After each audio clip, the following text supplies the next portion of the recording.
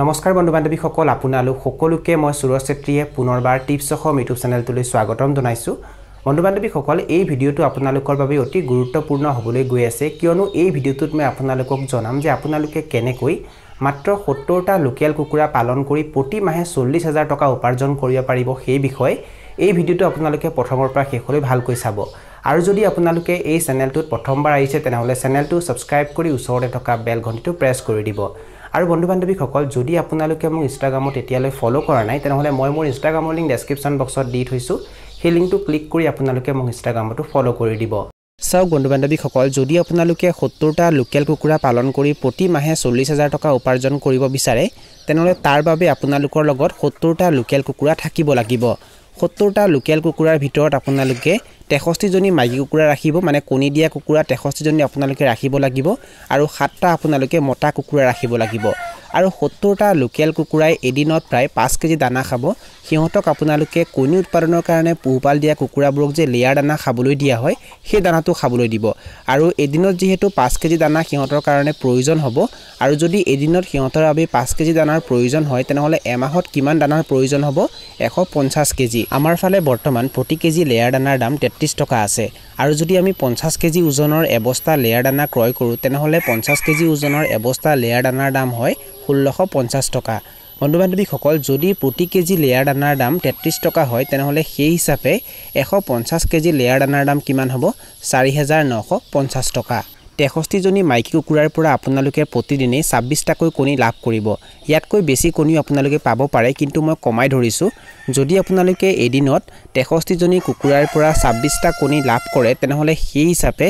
20 দিনত আপোনালোকে কেইটা কণী লাভ কৰিব 520 টা কণী বন্ধু বান্ধৱীসকল যেতিয়া এই 520 টা কণী গুট খাব তেতিয়া আপোনালোকে এই কণীখিনি বিক্ৰী নকৰিব এই কণীখিনি আপোনালোকে ইনকুবেটৰ মেচিনত ভৰাব যদি আপোনালোকৰ নিজৰ ইনকুবেটৰ মেচিন আছে তেনেহলে তাতো আপোনালোকে এই কণীকেইটা ভৰাব পাৰে নাইবা আপোনালোকৰ যদি ইনকুবেটৰ মেচিন নাই আৰু আপোনালোকৰ ওচৰত যদি কৰবাত ইনকুবেটৰ মেচিন আছে তেনেহলে তাতো আপোনালোকে কণীকেইটা ভৰাব পাৰে যদি আপোনালোকে বেলেগৰ ইনকুবেটৰত কণী ভৰাই তেতিয়া হয়তো এটা কণীৰ বাবদ আপোনালোকে 3 পৰা 5 টকা দিব লাগিব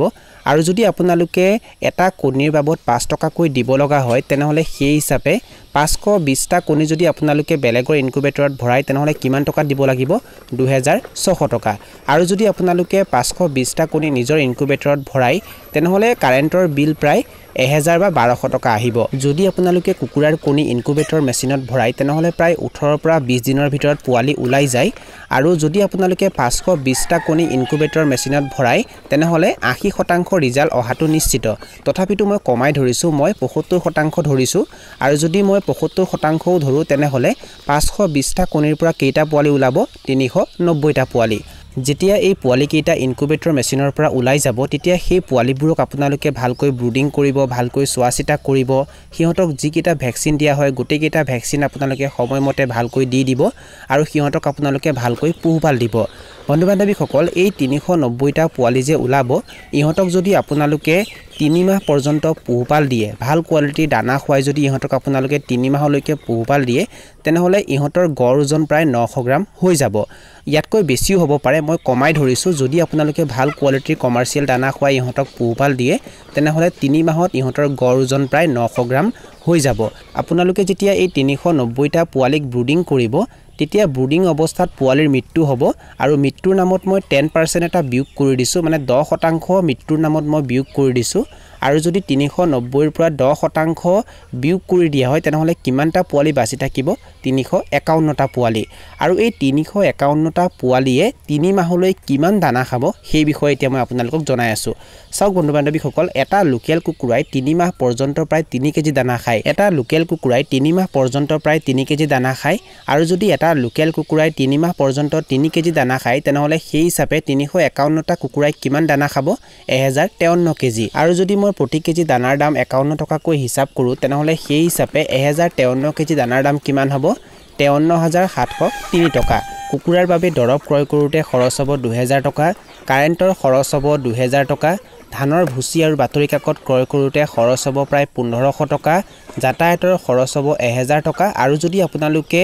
বেলেগৰ ইনকুবেটৰৰ পৰা পোৱালি উলিয়াই তেনেহলে পোৱালি উলোৱাৰ বাবদ আপোনালোকৰ খৰচ হ'ব প্ৰায় 2600 টকা এতিয়া সৰ্বমুঠ কৰো কিমান হয় যদি আপোনালোকে বেলেগৰ ইনকুবেটৰৰ পৰা পোৱালি উলিয়াই তেনেহলে পোৱালি উলিওৱাৰ বাবদ আপোনালোকৰ খৰচ হ'ব প্ৰায় 2600 টকা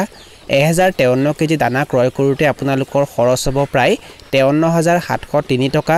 দৰৱ ক্ৰয় কৰোঁতে খৰচ হ'ব 2000 টকা কাৰেণ্টৰ খৰচ হ'ব 2000 টকা ধানৰ ভুচি আৰু বাতৰি কাকত ক্ৰয় কৰোঁতে খৰচ হ'ব 1500 টকা আৰু যাতায়াতৰ খৰচ 1000 টকা সৰ্বমুঠ কিমান হয় 62803 টকা মানে 351টা লোকেল কুকুৰাক বিক্ৰী উপযুক্ত হোৱালৈ বা 3 মাহ পৰ্যন্ত পোহপাল দিয়ালৈ আপোনালোকৰ কিমান টকা খৰচ হ'ব পাৰে প্ৰায় 62803 টকা এতিয়া মই আপোনালোকক জনাম যে এই কুকুৰাবোৰক যেতিয়া আপোনালোকে বিক্ৰী উপযুক্ত কৰিব আৰু বিক্ৰী কৰিব তেতিয়া আপোনালোকে সিহঁতক কিমান দামত বিক্ৰী কৰিব পাৰিব আৰু সিহঁতক বিক্ৰী কৰাৰ পাছত আপোনালোকৰ কিমান টকা লাভ হ'ব আপোনালোকে প্ৰতি মাহে 40000 টকাকৈ কেনেকৈ উপাৰ্জন কৰিব সেই বিষয়ে এই ভিডিওটো আপোনালোকে স্কিপ নকৰাকৈ শেষলৈ ভালকৈ চাব যদি আপোনালোকে ভিডিওটো স্কিপ কৰি দিয়ে তেতিয়া কিন্তু একো বুজি নাপাব বন্ধু-বান্ধৱীসকল এইখিনিতে আপোনালোকক আৰু এটা গুৰুত্বপূৰ্ণ কথা জনাই দিব বিচাৰিছো যদি আপোনালোকে মোক ইনষ্টাগ্ৰামত এতিয়ালৈ ফলো কৰা নাই তেনেহলে মই মোৰ ইনষ্টাগ্ৰামৰ লিংক ডেসক্ৰিপচন বক্সত দি থৈছো লগতে ফেসবুক পেজৰ লিংক ডেসক্ৰিপচন বক্সত দি থৈছো সেই লিংক এটা ক্লিক কৰি আপোনালোকে ইনষ্টাগ্ৰামত আৰু ফেসবুকত ফলো কৰি দিব যদি এটা লোকেল কুকুৰাৰ ওজন 3 মাহত 900 গ্ৰাম হয় তেনেহলে সেই হিচাপে 351টা লোকেল কুকুৰাৰ ওজন কিমান হ'ব 315 কেজি 900 গ্ৰাম আৰু প্ৰতি কেজি লোকেল কুকুৰা যদি আপোনালোকে 330 টকাকৈ বিক্ৰী কৰে তেনেহলে 315 কেজি 900 গ্ৰাম লোকেল কুকুৰা বিক্ৰী কৰি আপোনালোকে কিমান টকা পাব 1,04,247 টকা আৰু 351টা লোকেল কুকুৰাক 3 মাহ পৰ্যন্ত পোহপাল দিওঁতে কিমান টকা খৰচ হ'ব প্ৰায় 62803 টকা আৰু যদি মই 1,04,247 টকাৰ পৰা 62803 টকা বিয়োগ কৰি দিওঁ তেতিয়া কিমান থাকিব 41444 টকা মানে যদি আপোনালোকে 351টা লোকেল কুকুৰাক 3 মাহ পৰ্যন্ত পোহপাল দিয়ে তেতিয়া আপোনালোকে কিমান টকা উপাৰ্জন কৰিব পাৰিব প্ৰায় 41444 টকা এতিয়া মই আপোনালোকক জনাম যে যদি আপোনালোকে প্ৰতি মাহে 40ৰ পৰা 41000 টকাকৈ উপাৰ্জন কৰিব বিচাৰে তেনেহলে আপোনালোকে কি কৰিব লাগিব ইয়াৰ বাবে আপোনালোকে প্ৰতি মাহে ইনকুবেটৰ মেচিনত 520 টাকৈ কণী ভৰাব লাগিব উদাহৰণ স্বৰূপে যদি আপোনালোকে জুন মাহৰ 1 তাৰিখে ইনকুবেটৰ মেচিনত 520 টা কণী ভৰাই তেনেহলে জুন মাহৰ 20 তাৰিখৰ ভিতৰত তাৰ পৰা পোৱালি ওলাই যাব আৰু সেই পোৱালি কেইটা আপোনালোকে ভালকৈ চোৱাচিতা কৰিব লাগিব তাৰ পাছত আকৌ আপোনালোকে জুলাই মাহৰ 1 তাৰিখে ইনকুবেটৰ মেচিনত 520 টা কণী ভৰাব লাগিব যদি আপোনালোকে জুলাই মাহৰ 1 তাৰিখে 520 টা কণী ইনকুবেটৰ মেচিনত ভৰাই তেনেহলে জুলাই মাহৰ 20 তাৰিখৰ ভিতৰত তাৰ পৰা পোৱালি ওলাই যাব আৰু সিহঁতকো আপোনালোকে ভালকৈ চোৱাচিতা কৰিব লাগিব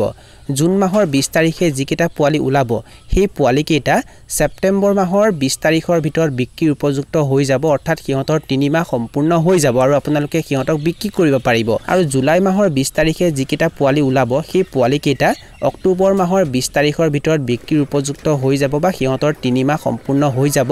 যদিহে আপোনালোকে সিহঁতক ভাল কোৱালিটিৰ কমাৰ্চিয়েল দানা খুৱাই পোহপাল দিয়ে আৰু এনেকৈ আপোনালোকে প্ৰতি মাহে যদি ইনকুবেটৰ মেচিনত 520 টাকৈ কণী ভৰাই থাকে তেতিয়া আপোনালোকে 520 টা কণী ভৰাই প্ৰায় 390 টাৰ পৰা 400 টা পোৱালি পাব আৰু সেই পোৱালি কেইটাক যদি আপোনালোকে ভালকৈ চোৱাচিতা কৰে তেনেহলে আপোনালোকে প্ৰতি মাহে 40ৰ পৰা 41000 টকাকৈ উপাৰ্জন কৰিব পাৰিব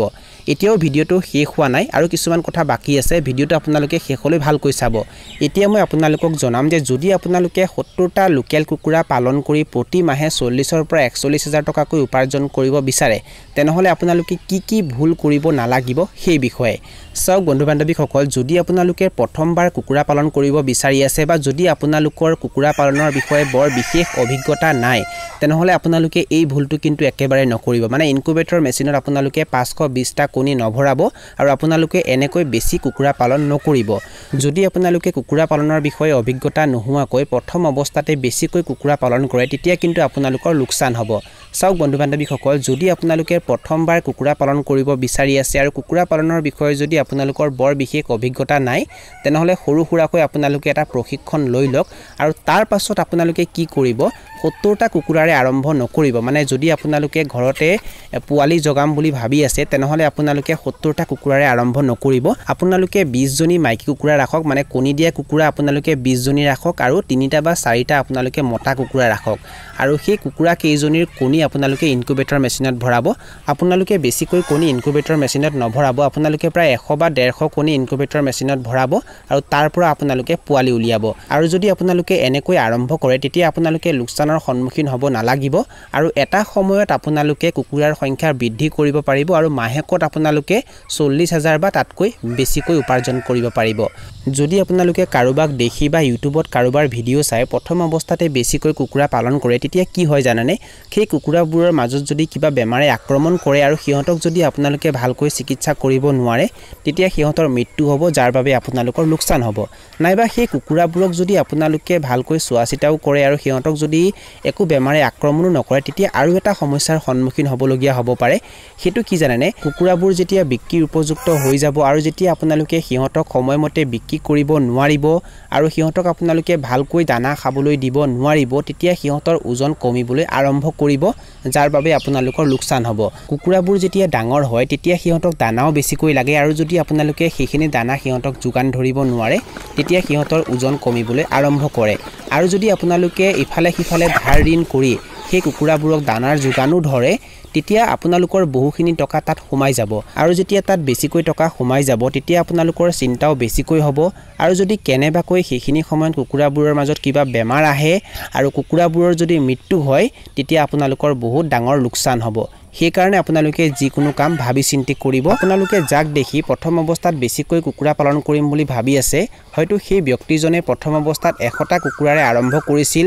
আৰু যেতিয়া তেখেতৰ অভিজ্ঞতা বেছি হ'ল তেতিয়া হয়তো তেখেতে পৰ্যায়ক্ৰমে কুকুৰাৰ সংখ্যা বৃদ্ধি কৰিছে আৰু বৰ্তমানে হয়তো তেখেতৰ লগত 2000 বা 3000 কুকুৰা আছে আৰু যদি আপোনালোকে তেওঁৰ লগত ফেৰ মাৰিবলৈ গৈ এই কামটো কৰে তেতিয়া আপোনালোকৰ লোকচান হোৱাটো নিশ্চিত আৰু হয়তো এনেকুৱাও হ'ব পাৰে যে সেই ব্যক্তিজনৰ লগত মূলধন বেছিকৈ আছে আৰু তেখেতে কুকুৰা পালনত যিখিনি টকা বিনিয়োগ কৰিছে সেই টকাখিনি যদি তেখেতৰ লোকচানো হয় তথাপিতো তেখেতৰ গাত নালাগে সেই কাৰণে হয়তো তেখেতে বেছিকৈ কুকুৰা পালন কৰিছে এনেকুৱাও হ'ব পাৰে সেই কাৰণে আপোনালোকে এই কথাখিনি ভালকৈ চাই ল'ব বন্ধু-বান্ধৱীসকল এইখিনি আছিল কিছু তথ্য মই আপোনালোকক জনালো আৰু যদি আপোনালোকে ভিডিঅ'টো চাই ভাল পালে আৰু ভিডিঅ'টোৰ জৰিয়তে কিবা এটা শিকিব পাৰিছো বুলি ভাবে তেনেহলে অনুগ্ৰহ কৰি ভিডিঅ'টো লাইক কৰি দিব আৰু যিমান পাৰে ভিডিঅ'টো নিজৰ বন্ধুবৰ্গৰ মাজত আৰু পৰিয়ালবৰ্গৰ মাজত শ্বেয়াৰ কৰি দিব এই ভিডিঅ'টো এইখিনিতে সামৰণি মাৰিছো ধন্যবাদ